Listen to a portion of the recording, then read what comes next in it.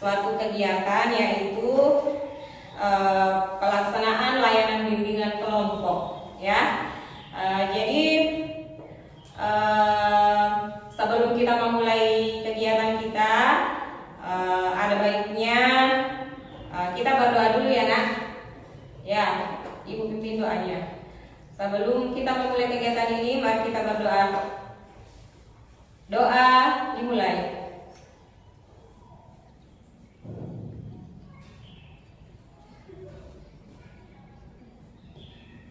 Doa selesai. Nah,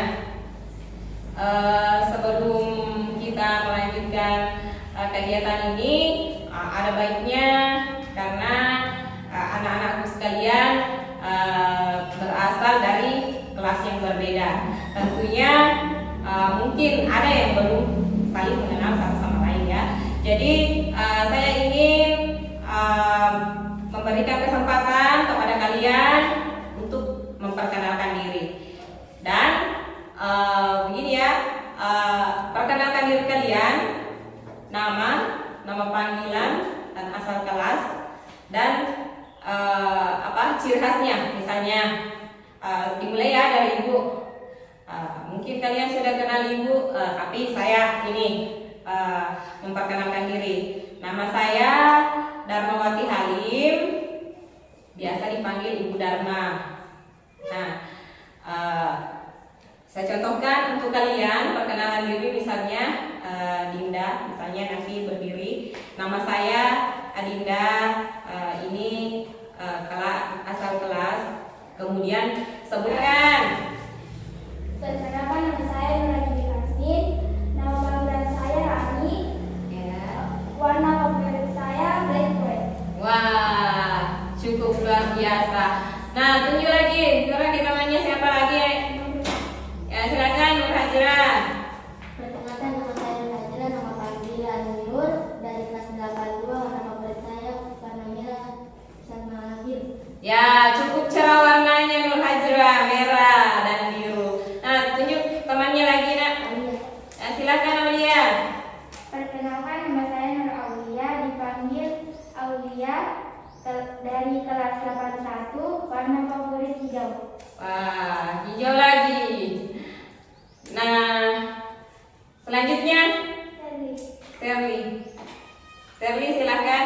Perkenalkan, nama saya Serli Abidin. Saya dipanggil Serli dari kelas 81. Warna favorit saya yaitu biru muda. Wah, biru muda. Nah, yang terakhir, silakan. Perkenalkan, nama saya Dinda Yusra. Dipanggil Dinda dari kelas 81. Warna favorit saya warna coklat. Ya, nah, coba beri tepuk tangan untuk dalam kita hari ini. Nah, kemudian selanjutnya, saya ingin tanyakan bagaimana kabarnya semuanya. Alhamdulillah, luar biasa. Allahu Akbar. Ya, kita ulang sekali lagi ya ice breakingnya. Bagaimana kabar semuanya? Alhamdulillah, Luar biasa. Allahu Akbar. Ya, harus tetap semangat ya. Ya.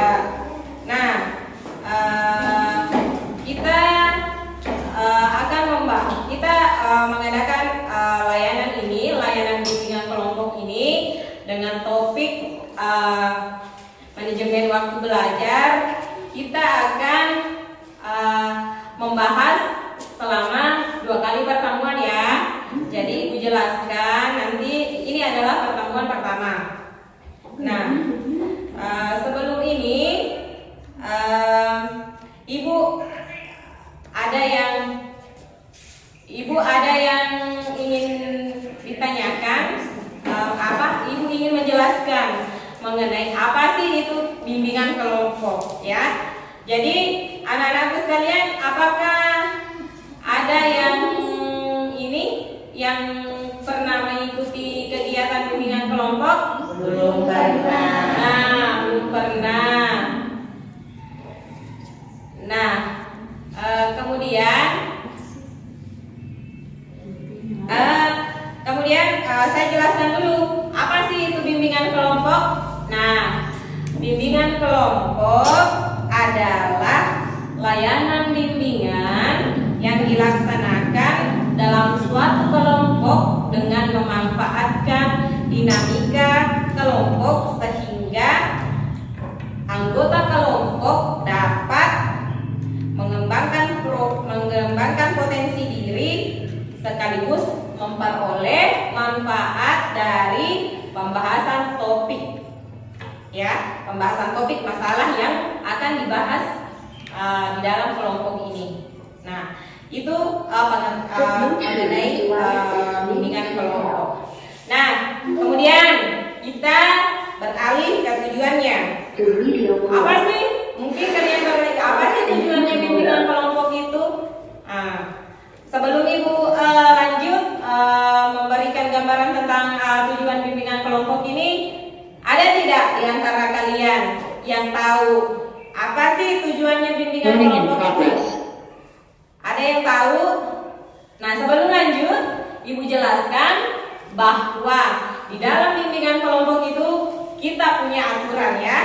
Jadi kalau ingin mengeluarkan pendapat, ajukan tangan dulu, ya. Kemudian Ibu sebagai pimpinan kelompok, pemimpin kelompok memberikan izin untuk mengeluarkan pendapatnya. Dan anak-anakku sekalian berperan sebagai anggota kelompok. Nah, lanjut. Itu tadi tujuan bimbingan kelompok. Ada yang ini? Ada yang tahu? Nah, silakan ulangi. Salah satunya apa? Nah, tujuan bimbingan kelompok itu apa? Berani berbicara kepada semua orang. Ya, tujuan salah satunya yaitu berani atau mampu berbicara di depan orang banyak. Nah, masih ada pendapat yang lain anak-anak mengenai tujuan bimbingan kelompok? Ajukan tangannya yang bisa menjawab. Apalagi selain mampu berbicara di depan orang banyak? Coba, siapa yang bisa? Ajukan tangannya. Dian bisa? Mampu? Coba Dian mengeluarkan apa? Nur Hajra mampu mendapatkan, mampu mengeluarkan pendapat dan saran. Nah, di dalam bimbingan kelompok kita juga ini, kita itu belajar menghargai pendapat orang lain. Nah, yang selanjutnya kita juga bisa bertanggung jawab mengenai pendapat yang dikemukakan. Kemudian selanjutnya kita mampu mengendalikan diri, mampu mengendalikan emosi. Nah, kita juga tujuannya kita menjadi akrab satu sama lain walaupun kita tidak sekelas, ya nak? Ya, seperti itu. Nah, kemudian selanjutnya di dalam bimbingan kelompok itu anak-anak ada yang namanya asas. Nah, ada yang namanya asas, yaitu kita mempunyai asas. Yang pertama itu asas kerahasiaan. Jadi jangan khawatir, di dalam bimbingan kelompok itu kita memegang teguh yang namanya asas kerahasiaan. Jadi apapun yang kita diskusikan akan terjaga kerahasiaannya. Jadi kita harus ada asas kerahasiaan. Yang kemudian yang kedua asas keterbukaan. Nah, apa itu asas keterbukaan? Nah, kita harus terbuka mendiskusikan mengenai masalah yang kita hadapi, masalah yang kita akan bahas. Nah, kemudian yang ketiga itu asas kesukarelaan. Jadi anggota kelompok itu harus sukarela, ya nak? Sukarela secara sukarela, secara spontan, nanti berdiskusi dengan temannya. Nah, itulah gambaran-gambaran mengenai asas yang yang kita gunakan, yang Ibu jelaskan untuk bimbingan kelompok ini. Nah, kemudian ini topik layanan yang akan kita bahas yaitu mengenai manajemen waktu belajar. Ya, jadi sebelum kita memasuki ke tahap inti, apa ada yang ingin ditanyakan mengenai topik yang akan dibahas ini? Apakah anak-anakku juga sudah siap untuk mengikuti kegiatan bimbingan ini? Sudah siap anak-anak? Semangatnya dong. Ya, saya ini supaya semangat, menambah semangatnya, kita tepuk semangat dulu, ya. Tepuk semangat. Semangat. Semangat. Ya, jadi kita sudah semangat. Ibu sudah ini supaya kalian tetap semangat mengikuti kegiatan kita. Nah, yang pertama itu tadi topiknya mengenai manajemen waktu belajar. Nah, Ibu yang pertama, Ibu ingin jelaskan dulu memberikan gambaran mengenai apa sih ini manajemen waktu belajar itu, bagaimana cara mengatur waktu belajar yang efektif. Jadi Ibu memberikan gambaran kepada kalian semua bagaimana kalian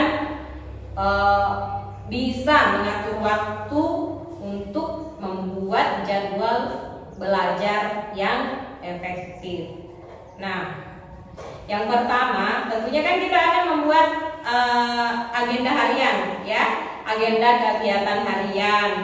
Nah, sebenarnya kita mempunyai sama-sama ya, kita mempunyai waktu 24 jam dalam satu hari. Namun caranya anak-anakku masing-masing itu berbeda-beda.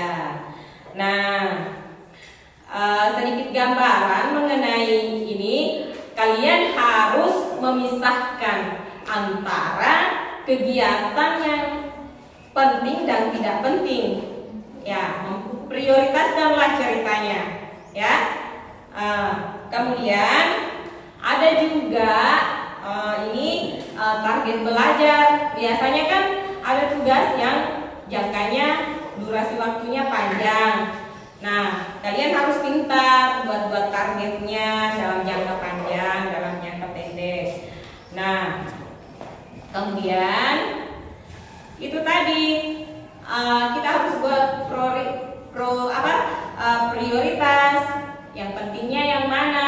Yang penting itu didahulukan. Nah, tapi kita tetap punya waktu luang untuk bermain, bermain. Ini mungkin ada waktunya juga main HP, ada waktunya ini bercengkrama dengan teman-teman, bersosialisasi dengan teman-teman. Nah,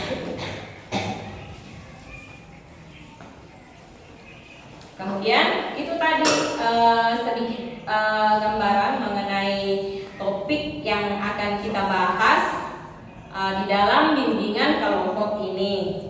Nah, adapun ini untuk kelanjutannya, Ibu memberikan gambaran mengenai teknik yang Ibu akan pakai di dalam bimbingan kelompok ini, yaitu Ibu akan Ibu akan memakai teknik modeling langsung. Jadi di antara teman-teman kalian ini ada salah satu modeling langsungnya, ya. Jadi dia Ibu ambil sebagai model karena ini anak Kesar ini berhasil berprestasi di bidang akademik dan non akademik. Jadi makanya Ibu menghadirkan dan akan mempersilahkan Nak Kaisar untuk bagaimana sih caranya memanajemen waktu belajarnya sehingga dia juga bisa berhasil, ya. Jadi untuk itu sebelum Nak Kaisar memberikan contoh kepada teman-temannya bahwa ini loh ini loh cara jadwal belajar saya, seperti ini cara saya mengatur waktu. Nah, sebelum saya persilakan, saya ini akan memberikan gambaran kepada kalian bahwa apa sih sebenarnya teknik modeling itu. Apa itu teknik modeling? Nah, teknik modeling itu merupakan observasi pemodelan. Jadi kita mengobservasi contoh modelnya seperti apa, kemudian kita bisa mengambil sebagai panduan untuk meniru tingkah laku model tersebut supaya kita bisa jadikan acuan bagaimana kita dalam membuat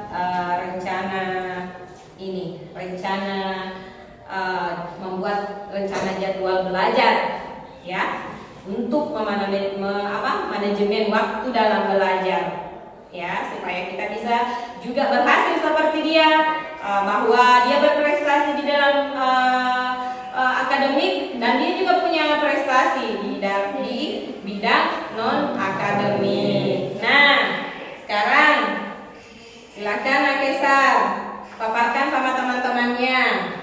Silakan. Jadi kegiatan yang penting saya dahulukan seperti mulai jam 5 subuh saya terlebih dahulu bangun, kemudian mandi dan bersiap-siap untuk sholat subuh. Kemudian jam 6 saya mulai sarapan dan siap-siap sekolah.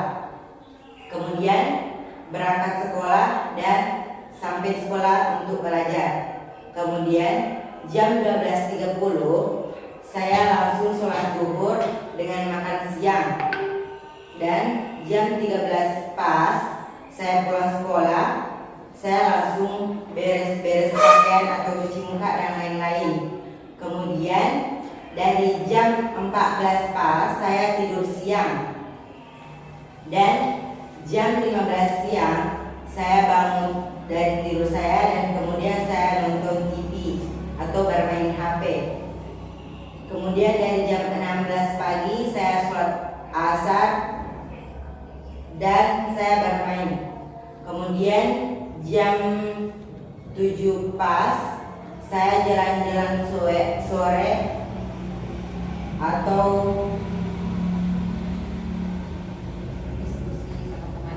atau bermain dengan teman. Kemudian jam 8 pas juga saya kemudian mandi ditambah dengan sholat maghrib. Kemudian itu jam 9 pas juga saya memulai sholat isya terus makan malam. Kemudian jam 20 pas saya mulai belajar buat materi besok yang akan dipelajari. Kemudian jam 12 malam saya mulai bermain atau scroll TikTok atau membuka WA atau lain-lain seperti bermain HP lah. Kemudian itu saya bersiap-siap untuk tidur seperti cuci muka dan jam 12 pasnya juga saya sudah mulai tidur. Ya, oke, beri tepuk tangan untuk jadwal belajar temannya. Nah, karena temannya sudah memaparkan bahwa ini cara jadwal belajar saya, ini cara memanajemen waktu belajar saya. Jadi itu tadi kalian simak ya benar-benar bahwa oh ini. Jadi sampai di sini ada yang ingin ditanyakan sama temannya bahwa bagaimana cara mengatur belajarnya. Ada yang ditanyakan, silakan.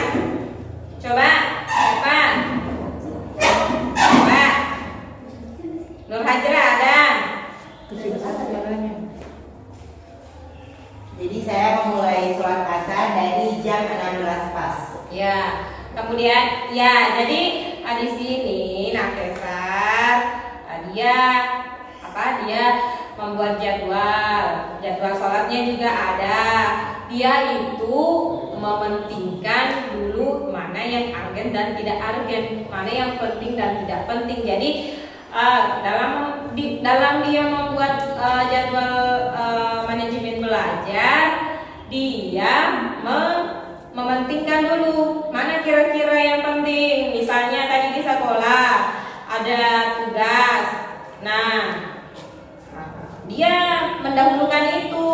Dan yang kegiatan di luar, misalnya masih ada tugas tapi misalnya akan dikumpul minggu depan, nah dia jadwalnya dimundurkan dulu. Nah jadi itu maksudnya tadi Ibu, yang penting dan tidak penting. Nah masih ada anak-anak yang ingin ditanyakan teman-temannya? Nurani ada? Coba kita diskusikan mengenai contoh modelnya ini. Apa kira-kira atau ada hambatannya bahwa Bu begini loh saya ini. Nah, kita bisa diskusikan apa hambatannya. Aulia ada? Nurani coba. Nah jadi itulah tadi pemaparannya temannya. Coba tanyakan misalnya dalam sehari kamu belajar apa, dalam sehari baca bukunya berapa. Nah begitu. Coba Adinda ada? Coba tanyakan sama temannya dulu apa. Coba Hilman apa? Ada Hilman? Angga? Coba kita belajar berdiskusi masalah manajemen waktu belajar. Kalau memang atau ada pertanyaan nanti Ibu ini. Coba pikir-pikir. Ada yang ingin ditanyakan mengenai manajemen waktu. Misalnya, Bu, saya misalnya kesulitan mengatur jadwal belajar saya begini sampai di rumah ini. Nah, kita bisa diskusikan bagaimana langkah-langkahnya kita sehingga kita bisa prioritaskan yang mana yang penting, yang mana yang tidak penting, cara mengatur jadwal belajarnya bagaimana, seperti itu. Nah coba yang siapa Nurani ada pertanyaannya, coba Saya Bu. ya Kesa. Kalau misalnya Bu ada kegiatan tak Bu, kayak 2 kegiatan tak tuh kalau Ya. sama-sama penting Bu, bagaimana caranya, gimana kita mengumpulkan padahal penting. Ya, pertanyaannya luar biasa sekali. Kita coba diskusikan sama temannya. Nah, ini Nakesar bertanya, misalnya menurut pengalaman dia ada 2 kegiatan itu bersamaan, penting dan tidak penting. Misalnya dia maksudnya sama-sama penting nih kegiatannya, tapi waktunya bersamaan ya. Waktunya bersamaan. Gimana cara mensiasatinya? Nah, kita lihat apakah kegiatannya itu dari akademika, non akademik. Kita dahulukan dulu yang akademiknya. Nah, kalau sudah selesai yang akademiknya, kita bisa ke non akademik. Misalnya kegiatan olahraga bersamaan dengan ujian di sekolah. Nah, yang penting mana? Ujian kan? Nah, kita dahulukan dulu yang argen, yang penting. Kita prioritaskan dulu yang penting. Nah, nanti setelah itu kita lanjut. Ya, masih ada yang lain? Masih ada yang lain kan? Jadi itu tadi itu tadi dari Ibu. Kita juga coba bagi waktu belajar dalam 1 minggu. Kita juga tidak boleh fokus belajar terus ya, nanti stres jadinya kalau belajar terus. Nah, kita ada ini bagi waktu belajar dalam 1 minggu. Misalnya dalam 1 minggu itu dalam durasi waktu yang sama. Misalnya di hari Senin saya harus mentok nih 45 menit. Saya harus mentok nih di hari Senin 45 menit. Ini saya atur jadwal belajarnya di hari Senin 45 menit. Nah, di hari Selasa juga begitu. Kita aturnya 45 menit. Misalnya hari Senin, Selasa, Rabu, Kamis sampai Jumat. Tapi kan biasanya hari Sabtu sama hari Sabtu dan Minggu itu kan weekend ya ceritanya. Nah, boleh tuh dihilangkan atau dipotong durasinya, misalnya cuma 30 menit atau 20 menit. Nah, seperti itu caranya. Nah, kemudian kita ini kan kita 2 kali pertemuan nih, 2 kali 40 menit. Kita durasi waktu kita ini cuma 1 kali 40 menit, dan untuk pertemuan selanjutnya itu durasinya juga 1 kali 40 menit. Nah, ini nanti Ibu akan membagikan LKPD atau lembar kerja peserta didik kepada anak-anakku untuk bisa dibawa pulang ke rumah. Bisa untuk minggu depan kita diskusikan ya. Kita diskusikan lembar kerjanya mengenai manajemen waktu belajar, mengenai contoh modelnya tadi, bagaimana cara kita manajemen waktu belajarnya, bagaimana supaya kita juga bisa berhasil seperti temannya tadi. Kita kan sama-sama punya waktu 24 jam nih dalam 1 hari. Masa kita mau kalah? Kita kan sama-sama ya. Waktu kita diberikan sama-sama. Bagaimana caranya memotivasi diri supaya kita juga bisa berhasil seperti temannya. Masa misalnya si Kaisar bisa meraih ini, saya nggak bisa? Ya, bagaimana cara kita memotivasi waktu belajar kita? Bagaimana cara kita buat jadwalnya? Ya, jadi nanti di LKPD itu Ibu akan ini. Recording in progress. Ini ada ini LKPD-nya. LKPD-nya seperti ini, dan nanti Ibu bagikan ya. Kita akan diskusikan di pertemuan berikutnya. Ini nanti dikerja nak ya. Kita diskusikan dan pertemuan berikutnya itu saya kasih gambaran ya. Ibu akan memberikan video animasi mengenai cara memanajemen waktu belajar. Nah, sampai di sini ada pertanyaan? Sampai di sini ada pertanyaan? Angga ada? Aulia? Ya, jadi ini kita nantinya Ibu berharap mampu kalian bisa menganalisis jadwal belajarnya, nanti bisa menyusun jadwal belajarnya, bahwa seperti ini jadwal belajar saya Bu, saya ternyata selama ini begini. Nah, setelah saya lihat penampilan model tadi, saya termotivasi nih untuk merubah cara jadwal saya selama ini. Ternyata jadwalnya ini mungkin saya agak keliru. Nah, begitu.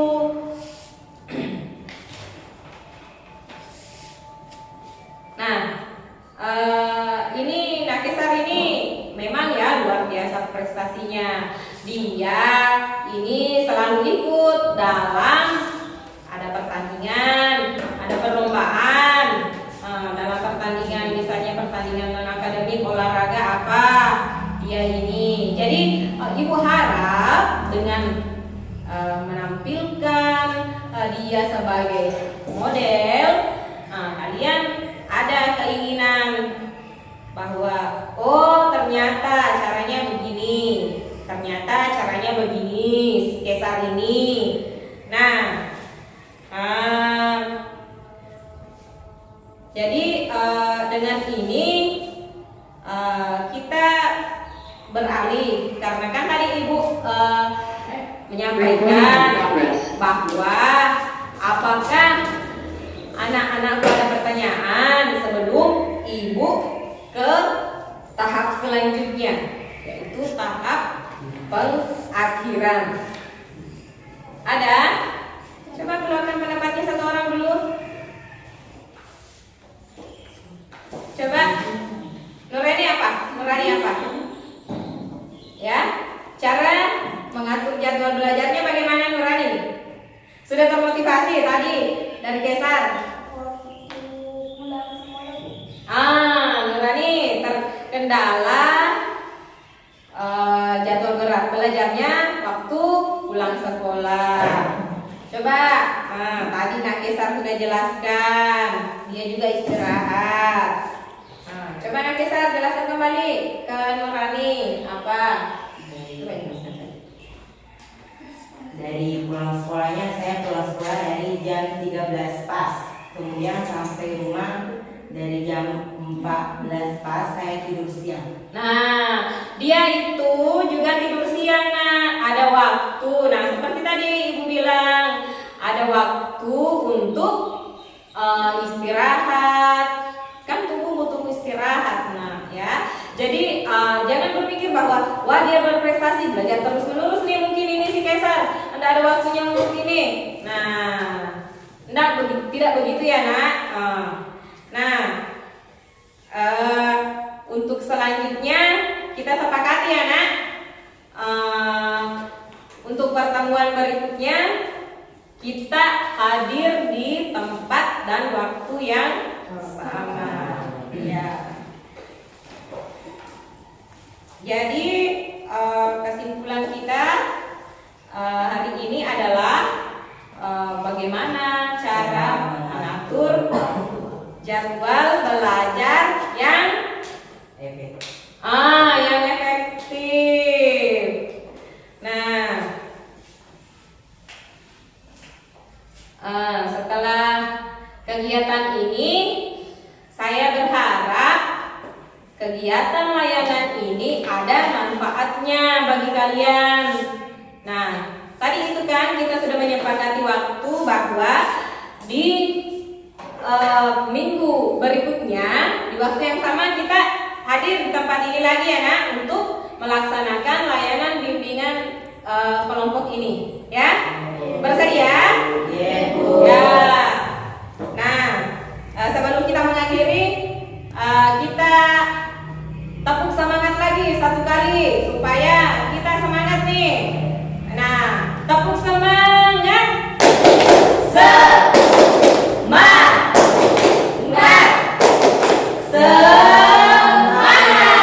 Ya, terima kasih banyak, nak.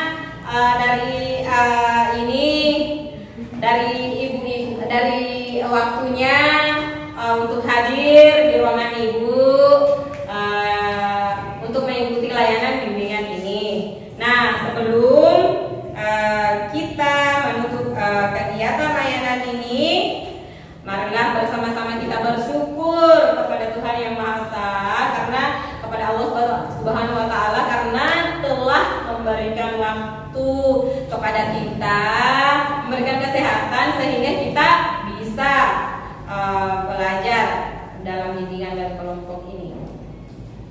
Jadi sebelum kita mengakhiri ini kegiatan ini, ada baiknya kita berdoa dulu, ya. Berdoa dimulai.